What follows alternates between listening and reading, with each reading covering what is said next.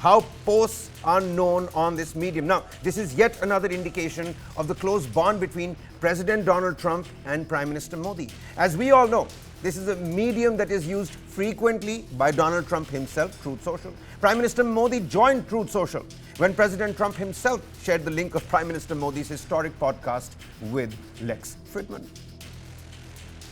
Moving on, well, there was uproar and cacophony in Jantar Mantar today all over the Waqf Amendment Bill. You've got the All India Muslim Personal Law Board, several of those members protesting at Jantar Mantar, political realm and politicians also joining in. But what is it that's at the bone and at the heart of this contention? And is there a learning curve that we could possibly pick up from other countries? Let's tell you all about it. The Waqf Amendment Bill 2024 has been a matter of debate, discussion and deliberation ever since it was first introduced in the Parliament. With the JPC having submitted its report in the Parliament, it is expected that the bill would be passed in the ongoing budget session of the Parliament. Now, the bill, which proposes several changes to the Waqf Act, has however drawn the ire from several quarters, especially the All India Muslim Personal Law Board. The AIMPLB is currently staging that protest at the Jantar Mantar, demanding the withdrawal of the Waqf Amendment Bill, which it says threatens the protection of the Waqf properties. The Muslim Board has called the bill a conspiracy to spread anarchy in the name of law and to destroy and occupy Waqf property in the name of protection and transparency of Waqf. The body has even warned of a Shaheen Bagh-like protest if the bill is passed in the Parliament. Now, the All India Muslim Personal Law Board has also gained support from the political quarters, with AIMIM chief and Hyderabad Member of Parliament Asaduddin Owaisi joining in the protest at Jantar Mantar. Owaisi hit out at the union government, saying that the BJP-led government wanted to disturb the peace of the country and ensure that people keep fighting in the name of temple and mosque. The BJP, on the other hand, has accused the Muslim Personal Law Board of using the Waqf Bill as an excuse to incite riots in the country. Jagdambika Pal, head of the Joint Parliamentary Committee on Waqf, termed the protest as a well-planned attempt to divide the people. He asserted that the JPC report was prepared after extensive consultations with all the stakeholders and a better law will come into place benefiting the poor, the children and the women of the Muslim community. हमारा काम विरोध करना है क्योंकि ये unconstitutional है। ये bill वक्फ की जायदाद को बचाने के लिए, एनक्रोचर्स को निकालने के लिए नहीं, ना उसकी इनकम को बढ़ाने के लिए, बल्कि वक्फ की जायदादों को खत्म करने के लिए, मुसलमानों से उनकी मस्जिदें, दरगाहें, खानकाहें, कब्रिस्तान को छीनने के लिए इस तरह का प्रोविजन उसमें रखा गया है। तो इनकी नीयत खराब है और ये चाहते हैं कि देश में और दूरियां बढ़े दो बड़े समुदायों में। जेपीसी में सारे विरोधी दलों को कभी निलंबित किया गया, एक सदस्य को, कभी हमारे सुझाव को नकारा गया। तो जेपीसी के काम करते हुए भी हमने काफी बार अपना विरोध जताया। तो कहीं न कहीं हमें ये साफ पता चलता है कि ये सरकार जो मसले हैं देश में, उन मसलों को हल नहीं करना चाहती। उनका मंशा सिर्फ समाज में द्वेष कैसा पैदा हो, वही उनकी मंशा है। और हम चाहते हैं कि समाज में संविधान के अनुसार हमारा देश चलना चाहिए। वक्फ संशोधन बिल, इससे लोगों को बहुत आहत पहुंची है। ये अननेसेसरीली ऐसा दिखता है कि इसे लाया जा रहा है असली मुद्दों से ध्यान भटकाने के लिए। असली मुद्दे तो बहुत सारे हैं, उस पर आजकल कोई बात ही नहीं कर रहा है और चाहते हैं ये लोग कि बात ना करे, बेरोजगारी की बात ना करे, कुंभ में जितने लोगों की मौत हुई उनके आंकड़े नहीं दिए गए आज तक, उसकी बात ना करे।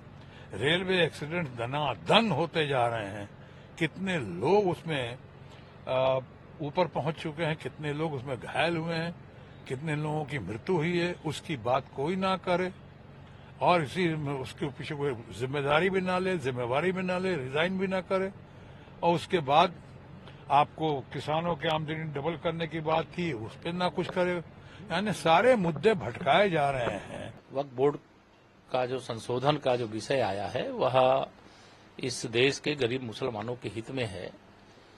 उसके लिए जेपीसी ज्वाइंट पार्लियामेंट्री कमेटी बन चुकी है, उसमें विचार विमर्श हो चुका है और उसके विरोध में प्रदर्शन और उसके समर्थन में कांग्रेस सहित, समाजवादी पार्टी सहित, एनसीपी सहित, तृणमूल कांग्रेस सहित सारे जितने भी तुष्टीकरण की राजनीति करने वाले राजनीतिक दल हैं, उनके समर्थन में खड़े हुए। तो इससे उनका मुस्लिम तुष्टीकरण की राजनीति करने का असली चेहरा उजागर हो गया। अभी आज की तारीख में वक्फ की प्रॉपर्टी से किसी गरीब मुस्लिम को या विधवा महिला बच्चों को क्या फायदा मिल रहा है?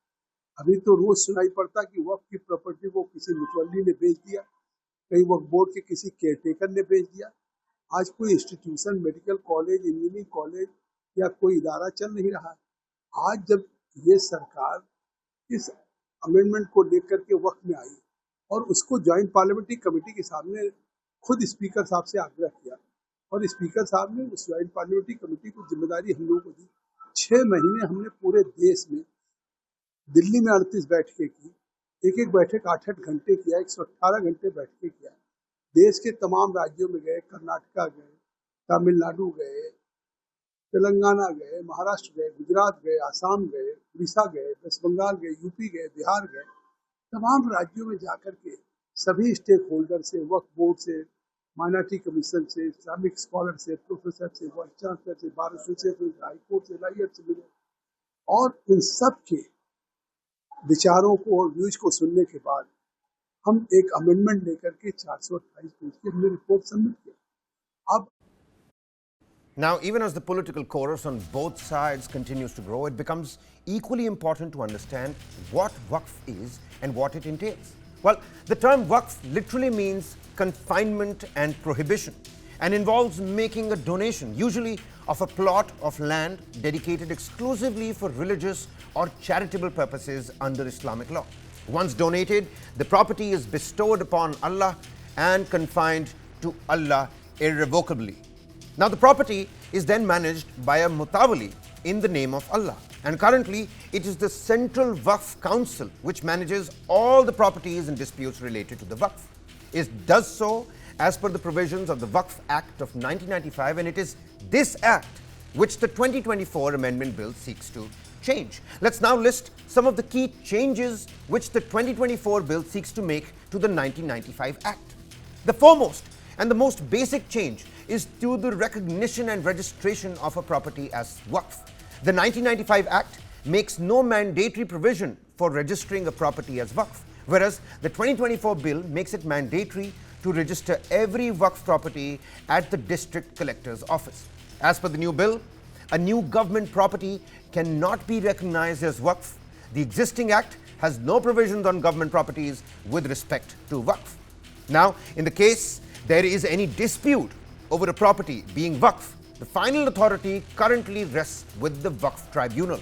The 2024 bill changes that, as it allows the aggrieved party to make an appeal in the High Court against the Waqf Tribunal's ruling. Currently, only a Muslim male can be part of the Waqf board, and the 2024 bill, however, seeks to widen the ambit of the board and proposes for 2 non-Muslims and women to be on the Waqf board.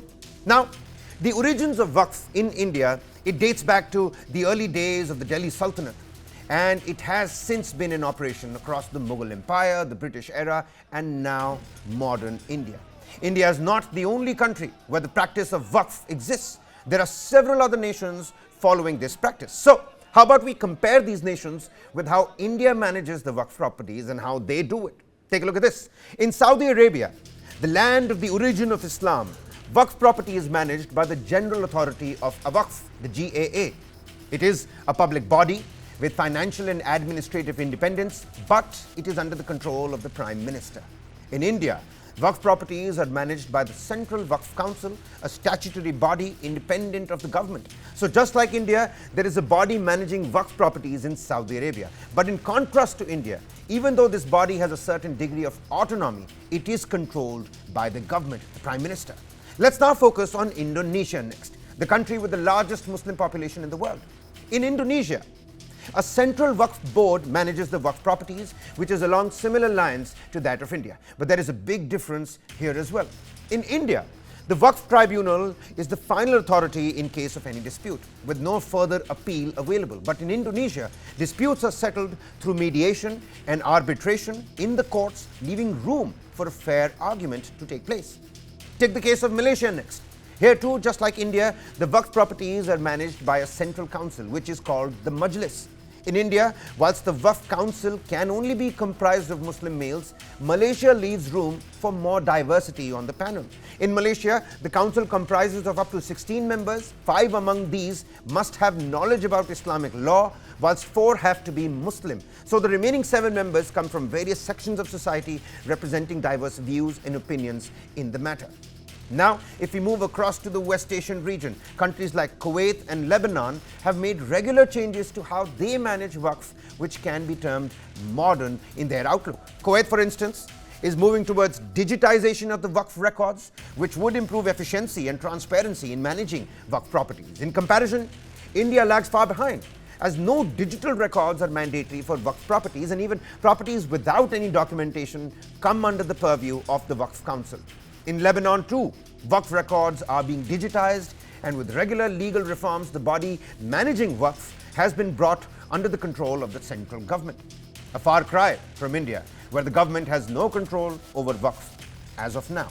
Now, Turkey, way back in 1924, after the fall of the Ottoman Empire and the establishment of the Turkish Republic, abolished the Ministry of Waqf. Waqf properties were taken over by the General Directorate of Foundations, which has since worked towards a modern and secular way of administration of the Waqf. So you see, even the Islamic nations that we just spoke about, from Saudi Arabia to Turkey, they have changed and modernized the functioning and management of the Waqf. And it does make one thing: if the Islamic nations can work towards reforming and modernizing Waqf, why can't India, a secular nation, after following the due process of law, do the same?